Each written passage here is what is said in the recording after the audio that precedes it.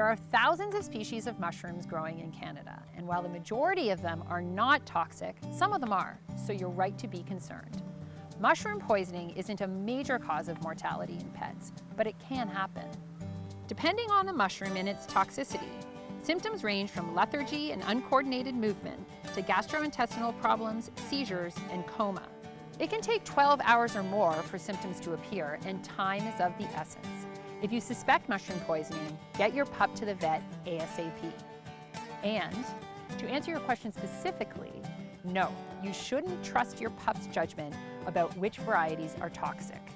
In fact, our experts tell us that dogs are generally most interested in the toxic varieties. No surprise once you know that some of these species are fishy or meaty smelling. Also, it's particularly important that you are careful with your puppy because he's small. A medium-sized toxic mushroom might not have much of an effect on a large, healthy adult dog, but it could be deadly to a puppy or another small breed. Of course, a good way of preventing any problems is to learn to identify the poisonous mushrooms from the non-poisonous mushrooms. No problem, right? Unfortunately, a lot of the poisonous varieties look just the same as the non-poisonous varieties, so misidentification is a problem. So, you're kind of back to doing what all owners of puppies tend to spend a lot of time doing, yelling at your charming cottage dog to get that out of your mouth several hundred times a day.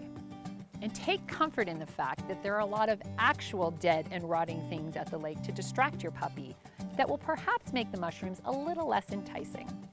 And he'll grow out of it eventually.